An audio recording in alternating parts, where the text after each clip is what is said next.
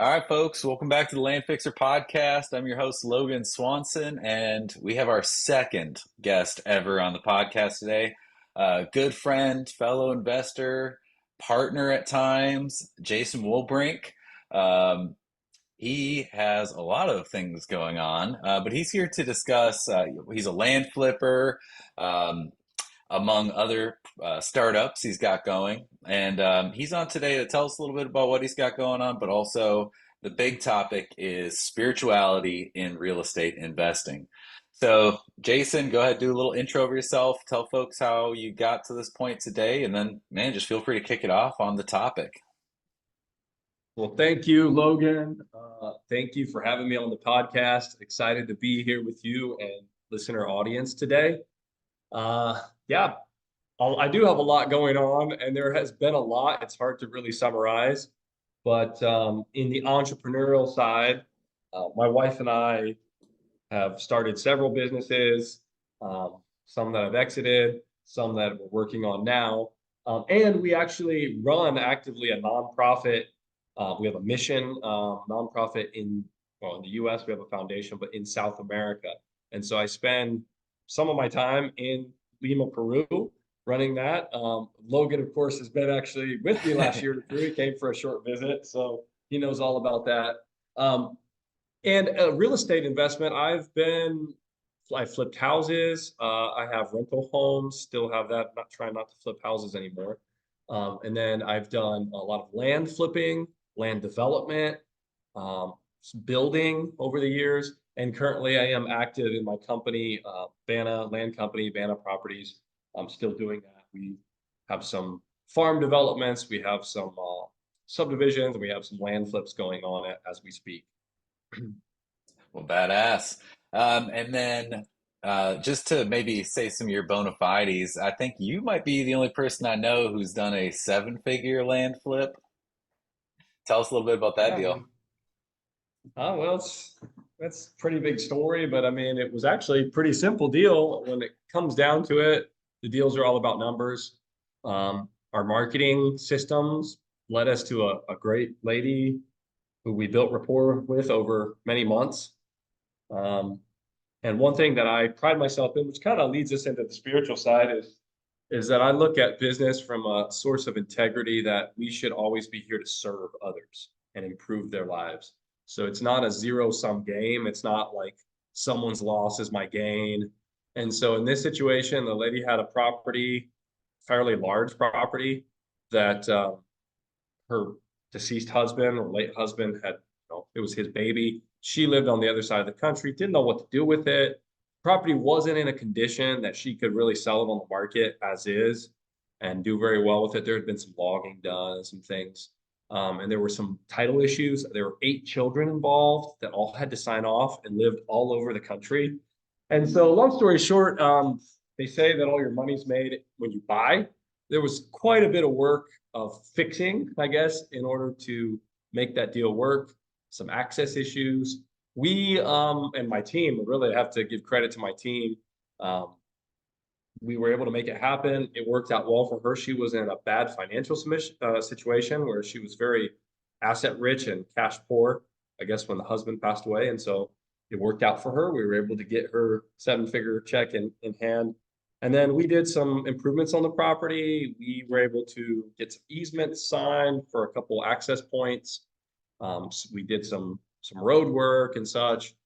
We actually were planning to subdivide the property and sell it up, but we had an investor come in and buy the whole thing as is. It was an easy sell. So definitely a journey and a jump. Yeah. And now we're doing a couple more like that. Awesome. Yeah. So really cool. I've kind of watched a lot of your deals go. We partnered on a deal in the past too, which I actually just did a podcast last week, I think, where I told that story. Um, Hmm. I forgot what I titled it. It's like Good one. flipping a The mountain. mountain. The Yeah. mountain. Yeah. The only mountain um, that we flipped in a while. yeah. But really, so the reason I wanted to bring you on and talk about spirituality is one, I think a lot of people look at real estate investors and think like, you know, scam artists ripping off people left and right. And now that I've kind of been through the process of flipping, a number of times now. I do find it less and less appealing to just go try to find somebody who doesn't know the value of their property and kind of hope they don't find out and then buy it really cheap. Um, Mhm. so a lot of our business strategies have been more like, like you were talking about, actually solving problems, bringing, finding ways to force appreciation on the property, being more productive than simply just trying to grab a contract and sell a contract. Um, Mhm. but Mhm. overall, this past year has been, I guess, almost 2 years now has been the spiritual aspect of my life has been a main focus, and it's kind of infiltrated as it should all aspects of my life. So tell me, how do you balance, being a very spiritual individual with this thing that most people think is, attracts bad people, or how do you feel like you are living a strong spiritual journey while being in real estate? Well, there's a couple things there you mentioned. I mean, first, the elephant in the room, are we some sort of scammers? And I mean, when we get marketing out to try to buy off market deals, we do get people that call back angry and are like, "Are you trying to scam me?" And I always say, "Wait a second." Of course, I have a team now that takes those calls, but I used to get on the calls and be like, "Hey, you know that everything is negotiable." So, I mean, we're obviously going to send out an offer to someone for an off-market property, and we send these by the thousands. So it's probably not going to be 100% of market value for a pristine property. And one thing with land in particular is it's at all different stages of development. The land could be landlocked and only accessible by helicopter, and it really has almost no value. And there's quite a few people who have inherited properties. So I would say, like, when we talk about like the morality, I guess you could say, or the integrity, or if it's ethical in the business, I don't do anything that's unethical. I always negotiate in good faith, and I always want to look at and focus my team. And my approach to people is I'm here to add value and to serve people. And usually I'm buying based on a solution or based on convenience. And so I straight up tell people, I had a conversation with a gentleman on a, a seven-figure deal and potentially getting under contract this week. And I said, "Hey, here's some strategies that you could do to get more money out of your property. I see what you're asking for it. It could be worth that if you do these things." Even simple strategies, like a simple strategy I'll share with your listeners. If anyone is selling a seven-figure deal on market, I had this happen with properties to where it's a smaller buyer pool, and those people are smart. That's why they're rich. And so they're watching that property and they know, maybe there's six cats in the county that can buy this property. And so they're watching to see if how long it's on market, what you do with it.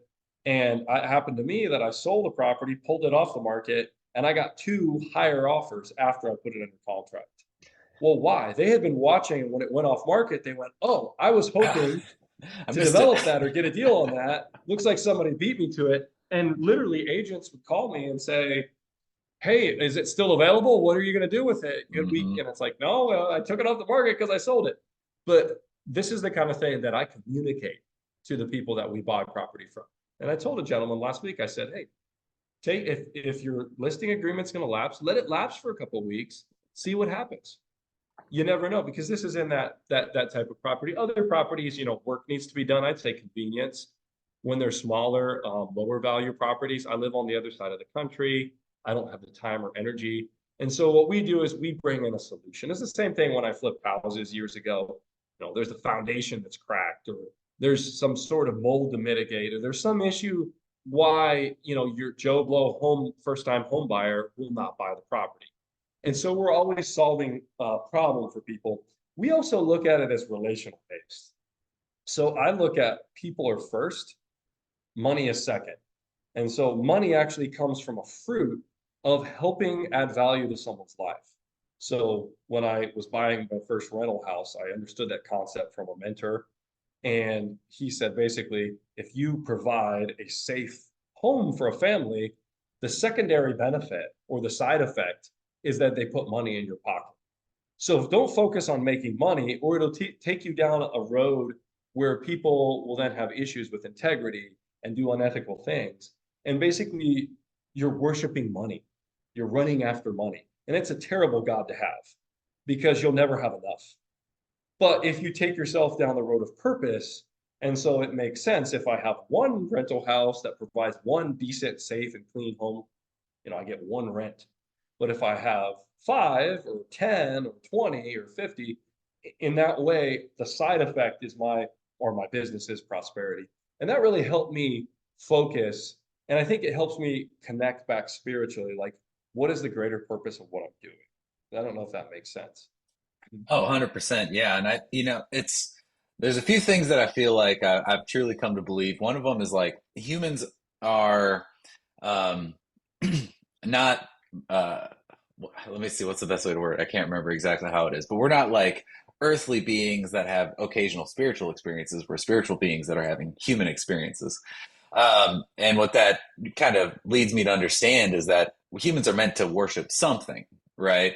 And it's Mhm. kind of regardless of race, creed, whatever. Um, but if it's not spiritually based, you're going to worship something that's material. You're going to worship money. You're going to pursue it to all ends, and it just has all these perverse outcomes of corrupting you. Um, I've known plenty of wealthy people that are very unhappy. That's not really what's Mhm. going to bring you happiness. Whereas what has truly brought me happiness in my lifetime and what I actively pursue is like community, being of service, just kind of like basic Boy Scout morals that actually lead to developing character. So I 100% agree with that. And it's something that I'm learning to inculcate in, all aspects of my life and especially business. One of the principles that I've been thinking a lot about recently is living a life of attraction rather than promotion. And this is actually something that's, I think, a spiritual principle, but is, I think, starting to really be understood. What's his name? Alex Hermosi. He talks about it a lot. He's like, if you have a strong product, you don't have to market. People who are always focused on marketing don't have a strong product, right? So I try to look at all aspects of my business like that, in real estate. Um, Even on the flipping side, like what's your strong product? Well, that's making very competitive offers, being able to solve problems in acquisitions, whether it's title, etc., and then making a property that is marketable and putting it in front of the right people so that maybe that's clear, adding value in some way or other. So yeah, that's awesome. And it sounds like we were talking a little bit before this call. You kind of have this overarching understanding of kind of informed by some biblical passages about what is land, or like how do we look at land itself um, as humans? Like how are we, like the term husbandry? How are we supposed to be responsible for the land around us? Yeah. Wow. It's definitely do. Actually, I'm one of the few land investors that has a degree in biblical theology. So I'm going to talk from my perspective. I respect other people's perspectives, and I would love, I'll share my contact info. You can share it with your listeners. If anybody wants to reach out, jump on a Zoom call, talk about spiritual things. I love this stuff. It's my passion, um, beyond even the business stuff. So I'm going to talk from my perspective, and my perspective is I'm a Christian, so I'm going to talk more about my relationship with God through the perspective of the ancient truths found in the Bible that I've studied, and of course I've studied it all. So uh, and I find it very interesting. But I believe in a creator of the world and an intelligent design, and I believe what you mentioned already, that we are eternal beings. So that's one thing that, if you look at the world is the start all and end all, life is so short and it's so miserable. And there's just, man, why have any sense of morality? Why have any sense of ethics? Why look to the legacy of your family? It doesn't have any meaning. So I believe that life has a greater meaning, and that we all have a perspective and a point, purpose within that, like cogs within that wheel. And you mentioned it, and it's one of the points I wanted to talk about. So we'll just jump off of there. But you said we're created to worship. It's in human nature. Worship, though, is kind of one of those churchy words that we don't really define or talk a lot about in entrepreneurial aspect. It's almost like a religious term, right? Like worship. What is work? Some sort of worship. So I mean, you get different images depending on maybe your childhood experience or your family's belief system, right? It Hmm. could be some sort of monk, doing some sort of chant, or it could be some sort of church service you went to with your grandma and you were squirming through on some pew. That was me as a kid. I got to sit here for another hour, grandma. They give me Trident gum. So I'd sit still. I remember those little pieces of Trident. Every time I get a piece of Trident, it's like every half hour I had to endure, take another piece of Trident, you know. But what does worship actually mean? And so really, it just is the idea that we're designed to adore, serve, and build up a being greater than ourselves. And so if you think about that, like it's almost like we try to do this and we worship. Like people worship at the altar of something. So when, and you notice this, like there was a lot of people worshiping at the altar of fear during COVID. And I mean, I know that there were precautions to take, and we did, and you had to be wise, but you saw some crazy stuff happening in people's mindsets and interactions that would never happen if there wasn't fear. What people also worship at the altar of sports, like go to a sporting event, and I mean, they're nuts. Like they're screaming, chanting for their team. And it's because we're designed to do this. Entrepreneurs, we can worship at the altar of projects. Yeah. And so, like, when I talk about spiritual growth or what is spiritual life, like, one of the things that I was thinking about when you asked me that was there's a book by James Clear, I'm sure a lot of your audience has heard of, Atomic Habits. And Hmm. I don't remember all the book, but I remember there was this one page I was showing my son a couple of years ago, and it talked about the curve of latent potential. And it's basically like when you start a habit or when you start to work on something good or bad, you can kind of go either way. There's this curve, and usually, like the results don't show. Like there'll be a tiny uptick, on the curve, on the bell curve, and then it'll actually go down for a while. So the potential is latent, or it comes later. And then after a while, if you continue and you don't quit, most people quit there, it just spikes and it just shoots through the Hmm. roof.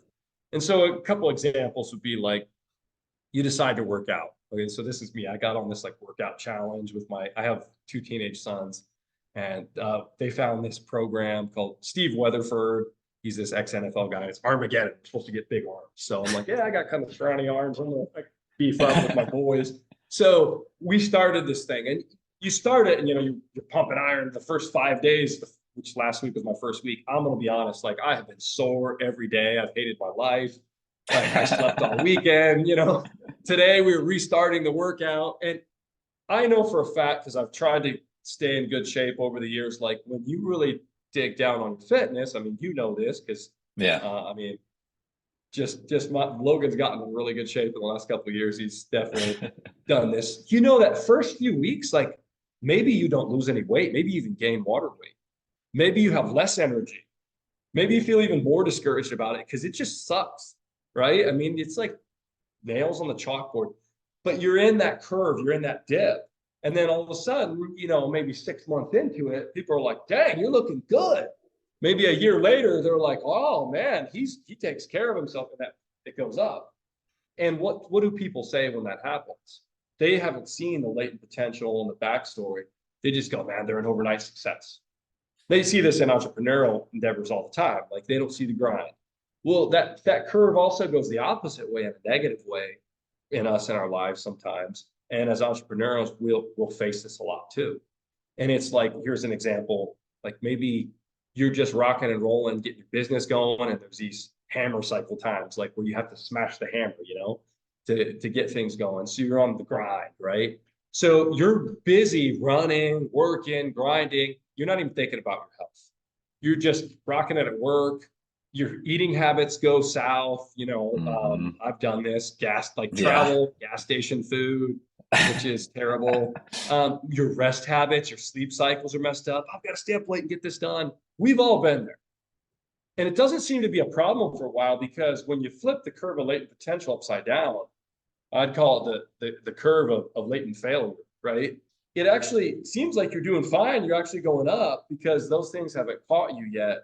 But then all of a sudden you get to a point where it just, On and its I mean, face. you'll Yeah. crash. And what do people say when that happens? So it came out of nowhere. I thought I was fine. It blindsided me. This will happen in relationships. This will happen with health. It'll happen with a lot of things in the physical realm. But I think what happens, Logan, is there's a spiritual side. And this is an ancient principle that I found in the Bible.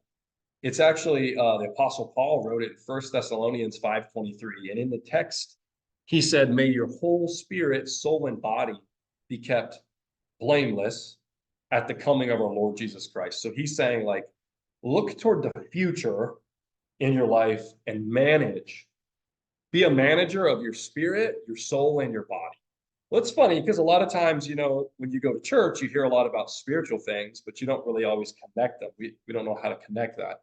And maybe you go meet with a trainer and he talks a lot about physical, your body, health.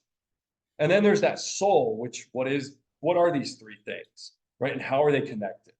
So, like, the basic summary of how they're connected is what made me understand how the potential, and I'll get to how it works with entrepreneurs in a second. Your spirit is the unseen eternal being. It's who you and I are. And there's a lot of different belief systems around the world, but everyone seems to track back to there is something greater than just our few moments on earth. And so you can't see your spirit directly. You can only see reflections through other things.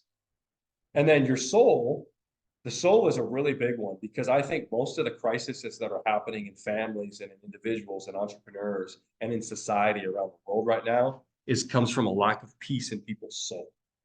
Okay. And the soul is your mind, will, and emotions. So think about that. Like, we have a mental health crisis. It's undeniable. And I think in the entrepreneurial space, we do too. Yeah. We just self-medicate. Like ADHD, they're taking Adderall, Ritalin, but we self-medicate by doing another project, by grinding, by getting busy, by getting distracted. Or maybe you get in the rut where you go home and just have a glass of wine and it becomes two or three. And then pretty soon you're struggling with addictions and dependencies. And this happens. This is reality. You and I know this. Hmm. I mean, we have probably even been in these spots a few times Hmm. if we were to really go deep. So the most powerful force on earth is the human will. It's interesting. God even gave direction over the earth to the human will. So God will not force himself into your life if you and your willpower don't open your heart up. So that kind of limits your spiritual growth, right? But the soul is a mirror that reflects the well-being of your spirit. So when your mind, will, and emotions aren't doing well, usually it's a reflection, something going on in the spirit. And then the body is kind of the house, the physical house, right? That's what we live in. You pinch it, it hurts. You got to take care of it. You got to clean it up sometimes. You got to do a detox. I've got this sauna I built. Some land investor friends got us into like sauna and cold plunge. So I've been doing that here at my house. But the soul or the body is what we use in our journey on earth. And the body will reflect the spirit and the soul.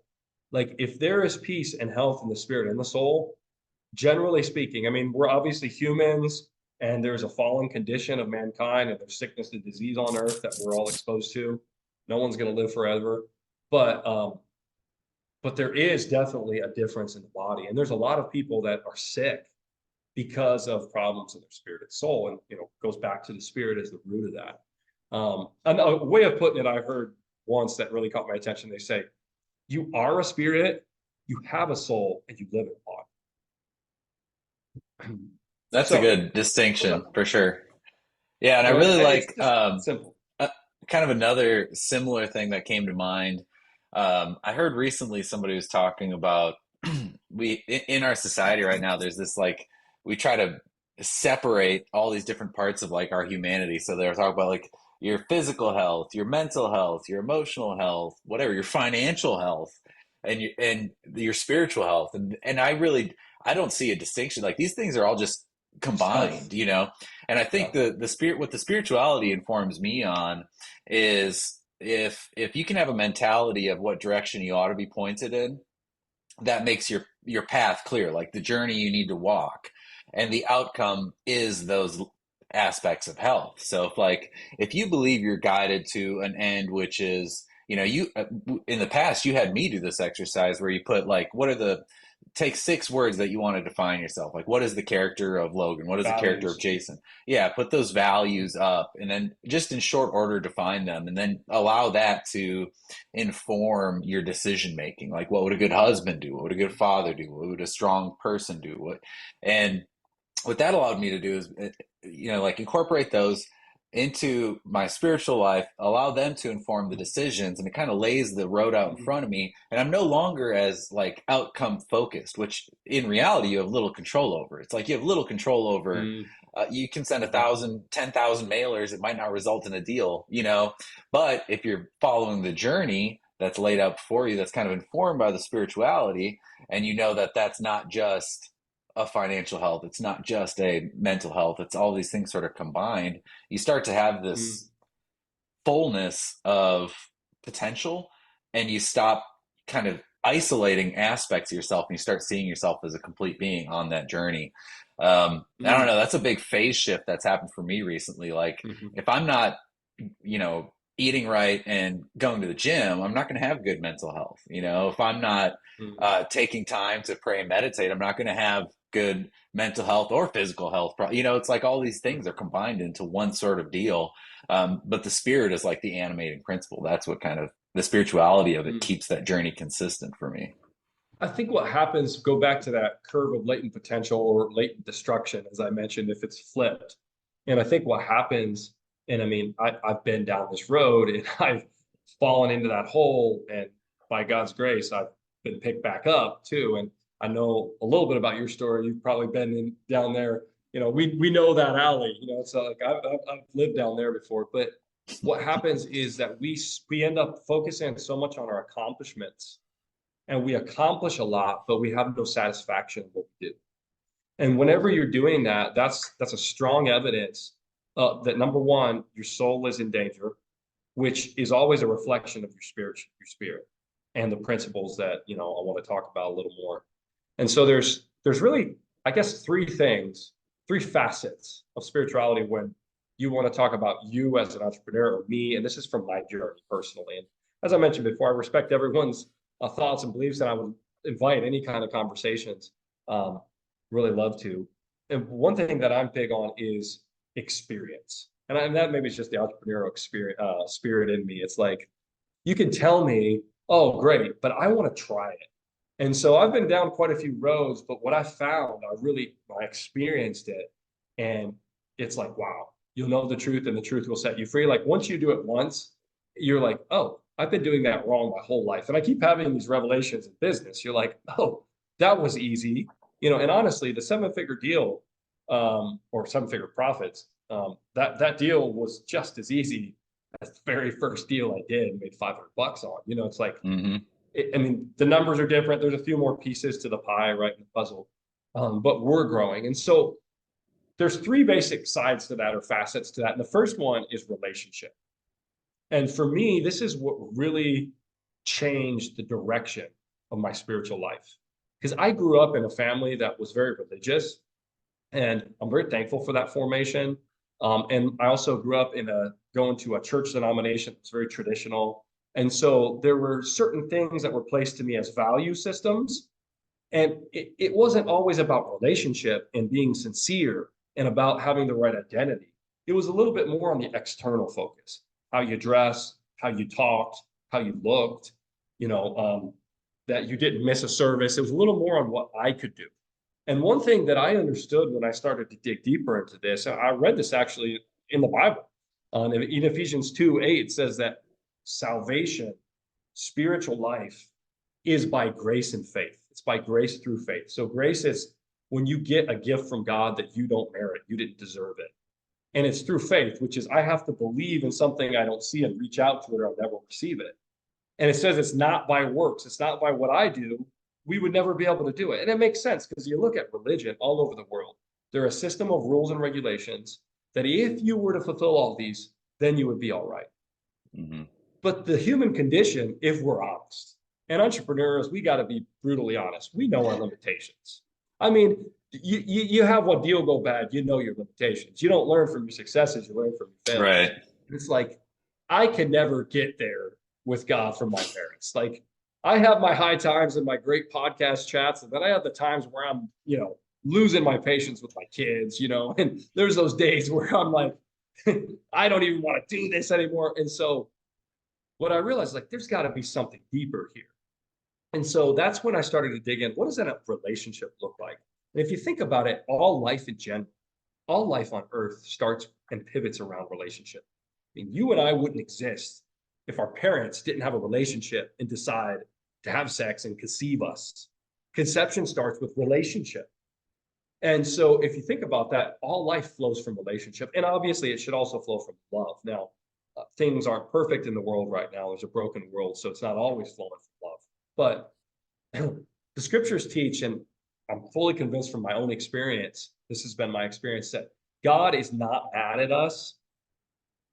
There is a story line that we can understand is that he created the world a perfect harmony, the Garden of Eden. The idea was God walking with man. There was a relationship, it was daily. There weren't any thorns in the world. There wasn't sickness, disease, there wasn't natural disasters. But true love always has a boundary and true freedom. So God says, okay, you have free will. But it's like kind of like my wedding ring here. And my wife and I did this renewal of vows last year. It was really cool. We had this like wedding ceremony in Peru because my wife is from Peru. And we had never had a ceremony in Peru. We got married in the US. So we had this, and I got this new thing that she got me on here. But what does this ring represent? Like, I am free. Like, no one has a gun to my head telling me I have to be in this relationship with her. Of course, all of us that are married know there's good times and bad times. There's times where you're like, oh, I wish I wasn't, right? But hopefully more good times than bad times. But that ring represents a certain boundary or parameter. So I've committed to her out of my free will, but you know, we know what cheaters do is they take their ring off, right? They go to the bar and take their ring off, right? We know that like it's looked down upon in society because you're saying, oh, I'm not respecting my agreement, my covenant will. And so God makes this, gives them, here's the world, here's the garden. I walk with you every day. There's a harmony in relationship. But wait a second, there has to be a boundary. So don't eat of this tree. And of course, you know, the story, the devil tempts them, they eat of the tree. And the tree, the promise of the tree is you'll be like God. You'll know good and evil. But they were innocent because of spiritual life and relationship. And so obviously what happened was the side effect of that was that sin comes into the world, but sin brings death. And so we have a lot of suffering, which is a terrible thing. But God, in his grace, wants us to have a way back. So that's what Jesus represents. Jesus dies for me, raises again. So he represents that he has the power for me to break free from the death of sin and to actually have a relationship with God, which goes back to the original purpose of creation. And I always focus on that. When I think about relationship and spiritual life, for me, what started that was when I simply took my human will, which, you know, God can knock on the door, but he's not going to force himself into my life because he already said, you have free will. You can make your decisions, right? And I said, hey, I want to open the door of my heart. I believe in Jesus Christ, and I want to have a relationship. I want you to show me what I need to do. I want to believe in something greater than myself, so I'm not worshiping my projects, right? And that's a walk. Now, a relationship, you know, like a marriage, right? There's a relationship, there's friendships, there's important elements to keep that up. I could have a great experience. I could have a literally, we call it a come to Jesus moment, right? Which I did. I came to Jesus. But then let's say I just forget about that and I just move on. Like what's going to happen is the life in my soul, and I could be born and have life, but it has to be fed, has to be nurtured, it has to grow. Every relationship requires communication. So I believe that God wants to talk to us. That's why I meditate and study scripture, because I think his will is written in there. But I also think that he speaks through his spirit to us, because God is a spirit and the Holy Spirit speaks to me. I pray about guidance for things. And I also listen to my spirit because he communicates with my spirit when I'm in tune with him. And it's the idea, the convictions that go like, yeah, your attitude was wrong here and your approach is wrong here. And sometimes it's the intuition to avoid. And I could tell you stories of bad business partnerships and deals that just by stopping and communicating, talking and listening, what is this? Does this align with what my purpose is? Does this align with what you want for me, for my impact on humanity? Do I have peace in my spirit? Right? And often we don't have a relationship, so we don't take the time. And think of it like this, like if you're just running all the time and you're married, you know that that relationship's going to get neglected. It's going to end up with some sort of arguments or friction. But when you take the time to maybe go on a getaway with your spouse, right, or significant other, you go and connect and reconnect. And that's really, I think, what we need to do with the creator. And that's one great way to do that is obviously getting out in creation. That's one great way, getting away from the concrete jungle. But that's the first element, which I call relationship. And I think it's one of the most important things or places for us to start. Now you have to walk it out. But that's what changed my dynamic, Logan, and my perspective. And it's actually an exciting thing. Religion fills you with guilt. I can't do enough. I can't be good enough. I'll be good for 10 days in a row and then I'll crash. And I'll wake up like a zombie and I'll have a terrible attitude and I'll cuss somebody out in traffic and I'll scream at my kids or something will happen. And then it's like, how do I start over? I'm in negative now. But with relationship and anyone that's experienced a growing relationship, there's an excitement, there's a hope in that. And so that's the first, I would say, element. Awesome. And unfortunately, I think we have to save the next two elements for a part two. But I don't want to let you go without asking, like, a lot of real estate podcasts are like, give us some Mhm. practical information on how to do real estate. Yeah. What's like one or two practical ideals for beginning or living a spiritual journey that is maybe um, applicable to anybody in regardless of religion or whatever else? Do you have anything like that off the top of your head? Yeah, I have one, and I think that wherever you're at, your creed, I think obviously it starts with looking for God. He's greater than you, something greater than you. And one simple thing I always talk about is identity, is that like I believe that every person on the planet has value, intrinsic value, and they have a purpose. And I mean, sometimes that's conflicted right now. There's these ideas like there's these eliminationists that want to eliminate humanity. Like if Oh we didn't yeah, exist, things would be great. And I'll those get are to happy that people. in the second and third part to talk a little more about God's purpose for land and for development and for the earth and how it's actually for us as the children of God. But that contrary to that, I think that God wants to speak and has an identity for you. Like you have a name, and a lot of us don't even know the meaning of our name. And so, what I think the most important thing to do is to take some time, first of all, slow down and get away and take a self assessment. I mean, this is practical. We do this with our business all the time. But, Hmm. like, what if you were to slow down? I mentioned some things here, and maybe some of your listeners go, man, I'm there. So, where do you start? Okay, stop, take a break, a moment where you breathe, get out in nature, get away from it, shut your phone off. 24 hours at a minimum, 48 is better.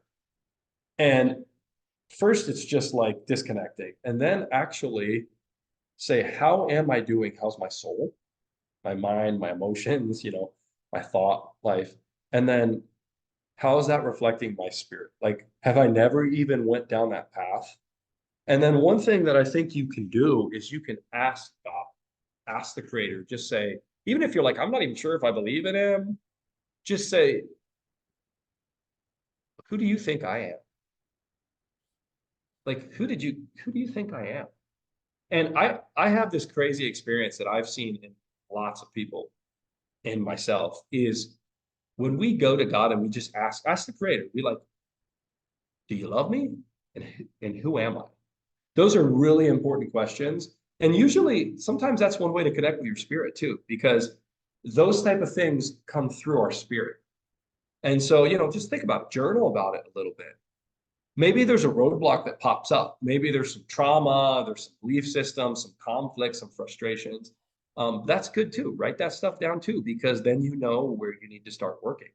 And so that's one thing that I would just say to people, like, ask.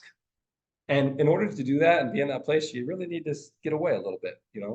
Um, Yeah, and I think like genuinely ask and then listen. Like I think mhm, that's where I get messed up is I'll feel like I'll sit and ask the right questions, but then I'll answer them for myself. And it's I don't know, it's kind of a hard skill to learn to ask a question and then just be quiet and pay attention to whatever's falling into your lap. And sometimes for me it's not even like um I'll sit and ask for specific answers, but it's more just like I'm gonna have a willing like a willing openness to the world mhm, around me. And then I'm gonna have like I'm gonna have my spirit glasses on or something. Like I'm gonna keep a Mhm. lookout for the moments in my life where I'm being spoken to. And sometimes it's something I'm reading, it's a conversation I'm having. It's like once you open yourself up to it, you start seeing the little bits and pieces that are trying to push you or compel you into something. And then also when you're quiet, it allows you to really reflect on what you're drawn to. That's something that for me, I think you talk about, I was saying, I think people are just going to worship something in general, right? And if you're kind of worshiping the wrong thing, you're chasing money or you're chasing aesthetics or the other sex or whatever, if your focus is constantly on the external or the material, and you're not looking inward, you don't really feel what you're drawn to. And I think this is becoming kind of a bigger and bigger issue for us in the world of social media and instant gratification. It's like you don't Mhm. even have to, like, everything's immediately given to you all the time, and it's getting cheaper and cheaper. And in, I don't know, 2 years or 5 years, like in a very short period of time, you're just gonna be able to plug in permanently to a dopamine switch. Um, Mhm. and that constant Dopamine is the chase. enemy of spiritual growth. And Oh, that's what in 100%. part two we'll talk about a principle that you can practice very easily in the community or systems that will help break that. But that's why we have to break away, even to start that journey. Fast from, I mean, you could fast from food. It's funny. Everyone fasts. All religions have some sort of fasting protocol. But fasting is just breaking away or giving something else up to have greater sensitivity. And so, you could fast from food. My wife actually, with a bunch of friends, were fasting this weekend, had this whole spiritual encounter weekend. But you could also fast from social media. It's the best one. Hmm. And it's the quickest one, just the dopamine fix. Like you just cut it. And one thing I think, Logan, kind of a final point on what we're talking about right here of how to start is I would love for the listeners to understand something that, I've just learned in my experience, and that God is a creator and design connects with identity. So what we're talking about right now is that we're running after things, worshiping things, aesthetics, dopamine fixes, right? External experiences. It could be a lot of things, hobbies, passions, projects. We're trying to find our identity or our value in there. And so what I'm saying to people is disconnect for a minute and go back to the creator for your identity. Like, who am I? I have a last name and I'm trying to teach my sons, like, hey, there's value in a name. What does this mean? What does it represent for you and your future? Right? That's identity. We're trying to intentionally give them identity, bless that identity. And I think all of us need that. And one amazing thing to your listeners, the entrepreneurs, is that like God created the world. He loves design and creativity. And he's the ultimate source of intelligence. Um, Infinite intelligence, I think in Think and Grow Rich, Dale Carnegie calls God infinite intelligence, which is a great way to name it. But when we connect with the infinite source, it will flow. But what happens is when you're disconnected, you run low on reserves and it wears you out. And that's why we fall into chasing after things, or maybe sometimes even devices and things that are damaging to Hmm. our health and relationships, right? And so that's a good point. But just remember, it's a good thing to be creative and reflect.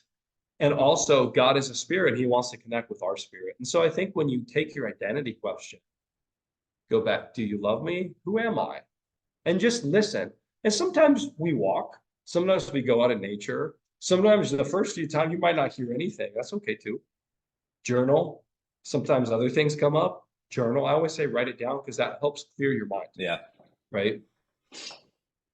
Awesome. Well, Jason, I can't thank you enough. There's got to be not only a part two of this, but we're also planning another pod where you talk about some of the other projects you got going on for those Mm-hmm. folks interested in the land biz. Um, Mm-hmm. so if anyone wants to reach you, what's the best way? You want them to get pushed anywhere? Shoot me an email, Bana Properties, BANA Properties at Gmail. That's it. Just shoot me a quick email, and I try to respond to every email. Awesome. Tell me that you saw me on the podcast with Logan, though, so I'll That's know. right. um, Not a spammer. all right. Thank you, folks. As usual, if you need to reach out to me, landfixer at gmail.com. Check out landfixer.com, whatever else. We got land at Prime Land Exchange. If you need funding, go to landpartnerfunding.com. Um, Yeah, I appreciate everybody today, and we look forward to seeing you on the next one. Cheers.